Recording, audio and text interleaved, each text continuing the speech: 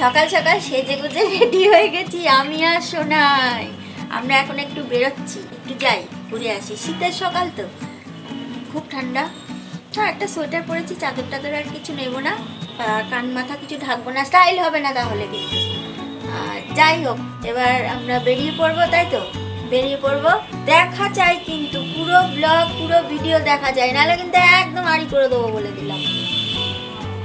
না না, তোমাদের সাথে আড়ি করতে পারি। আজকে রান্না হচ্ছে পোস্ত দিয়ে পনির।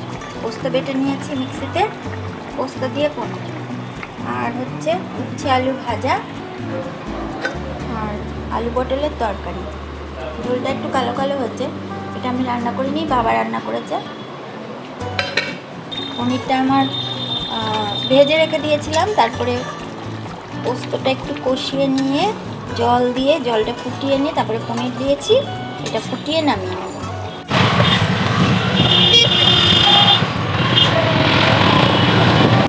হ্যালো, এখন বাজে 12:30। আমি আরও এখন বেরিয়েছি, এখন যাচ্ছি একটু এক্সপ্রেস বাজারে। আমি একটা জ্যাকেট কিনবো, জ্যাকেট মানে ওই দেখি কি পাওয়া যায়, তো সেটার জন্য রান্নাবান্না হয়ে গেছে সবটাই। আমি এক্সপ্রেস বাজারে গেলাম আমার জন্য, ও গিয়ে অনেক কটা কিনে ফেলেছে, জ্যাকেট কিনেছে। আমার আমি যেটা চেয়েছি সেটা পাইনি, তো সেই জন্য আমি আবার যাবো। এখানে স্টাইল বাজার আছে, স্টাইল বাজারে যাবো। ও ওপরে গেল, আমরা বাইক নিয়ে যাব এখন। তো এখান থেকে দাদুবাড়ি থেকে একটু দূরে, হেঁটে যাওয়া যায়, কিন্তু হেঁটে যাবো না, ও বাইক নিয়ে আসছে। মানে হেলমেটটা আর হচ্ছে ইয়েটা ব্যাগটা আনতে গেছে, ব্যাগটা রেখে আসতে গেল, তো বাইক নিয়ে আসলে আমরা একসাথে আবার যাচ্ছি। প্রত্যেকবার জানো তো এই হয়, আমার জন্য যাওয়া হবে, গিয়ে ও ওরকম কিনে নেয়। মানে ওকে নিয়ে শপিং মলে নিয়ে যাওয়াটাও টাফ, নিয়ে আসাটাও টাফ, মানে ওখান থেকে টেনে টেনে নিয়ে আসতে হয় রীতিমতো। তো আজকেও যথারীতি এটা নেবো ওটা নেবো করে যাচ্ছে, অনেকগুলো হয়ে যাচ্ছে। তো অফিসের জন্য নিয়েছে দুটো, আর এমনি একটা জ্যাকেট নিয়ে। শপিং মলে আমাদের এগুলোতে না একদম ক্যামেরা অ্যালাউ করছে না। আর এখন আমরা খাওয়া হয়নি, লাঞ্চ হয়নি, এসে লাঞ্চ করবো। তো ও আসুক, যাবো। আমি দাঁড়িয়ে আছে বাইক নিয়ে, বার করে ফেলেছে, এবার যাই, চলো। চলে এসছে।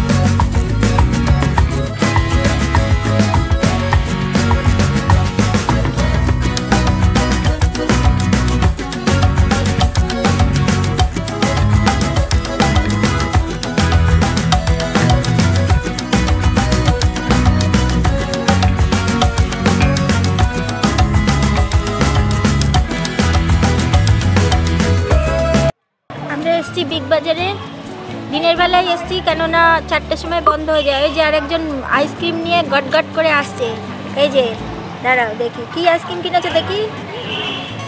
ভেদিলাল, রলিকের ভেদিলাল না, রলিকের না তো, এটা ভেদিলালেরই। হ্যাঁ, এটা সবার জন্য। হ্যাঁ, সবাই দেখো আর আমরা বসে বসে খাই, ঠিক আছে? আমি যে পাড়ায় ছিলাম সেই আমার পুরনো পাড়াতে আজকে একটু ব্যক্তিগত কাজে এসেছি। আর আমার বাড়ির পাশেই এই লোকনাথ মন্দিরটা। এই মন্দিরের বাবা ভীষণ জাগ্রত, আর আমি তাই বাবাকে দর্শন করতে এলাম, মন্দির দর্শন করতে এলাম। আর তোমাদের জন্য একটু ভিডিও করে রাখলাম, যাতে আমার এই ভিডিওর মাধ্যমে তোমরা আমার বাবার দর্শন পাও। এই বাবা কিন্তু সত্যিই খুব জাগ্রত। তোমাদের যা মনস্কামনা আছে বলো, বাবা ঠিক পূর্ণ করবেন। এখানে আছে একটু আলু সিদ্ধ, পাউরুটি, পেঁয়াজ, তার সাথে একটু হলুদ, সামান্য একটু জিরের গুঁড়ো, সামান্য একটু কিসের গুঁড়ো, গরম মশলার গুঁড়ো, একটুখানি ধনের গুঁড়ো আর লবণ। এই দিয়ে আমি এটা মাখবো, মেখে একটু পকোড়া টাইপের করবো। এই পাউরুটিটা রয়ে গেছে ফ্রিজের মধ্যে, শক্ত শক্ত হয়ে গেছে, এটা দিয়ে এটা করলে তাও খাওয়া যাবে, ফেলে দিয়ে তো লাভ নেই না।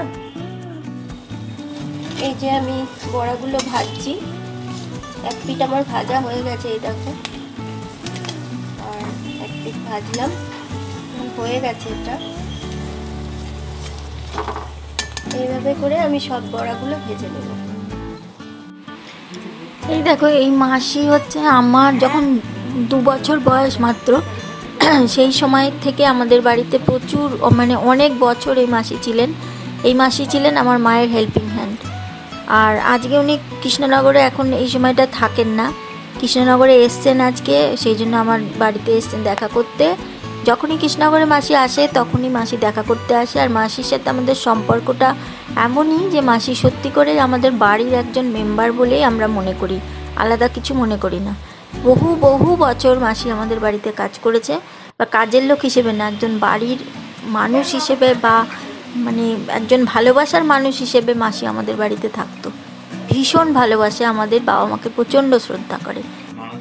দেখো, মার ফিজিওথেরাপি হচ্ছে। আজকে এই ফিজিওথেরাপিস্ট এসছেন, এই ভাই মার কোমরে আজকে একটু মেশিন দিয়ে ফিজিওথেরাপি করছেন। কারণ মার তো চলাফেরায় সমস্যা হয়, উঠে বসতে সমস্যা হয়, মানে যদি বসে পড়ে উঠতে পারে না, মানে প্রচণ্ড কষ্ট হয়।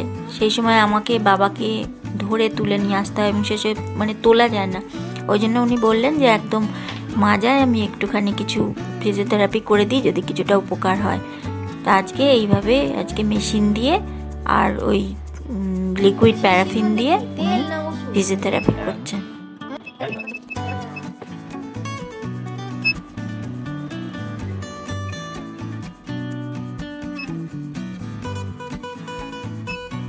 এক কড়াই পায়েস শেষ জায়গায় বসে কি মাটি কাটছে না কি করছে বোঝা যাচ্ছে। মাটি কাটছে, আরে নাহলে সকালবেলা আবার কাজের লোক এসে গালাগালি দেবে। সত্যি কথাটা বলো, এই খাবারটা খেতে আমি পছন্দই করি। অবশ্যই পছন্দ করি, আর একটুখানি পরিষ্কারও করে রাখছি, নাহলে গালাগালি খেতে হবে সকালে, যে কী করে রেখেছে, আমি কী করে মাজবো। এখন এই জল দিয়ে রেখে দেবো। আজকের ভিডিওটা তাহলে এত দূরই রাখছি, দেখা হচ্ছে তোমাদের সাথে নেক্সট ব্লগে। Tata, good night.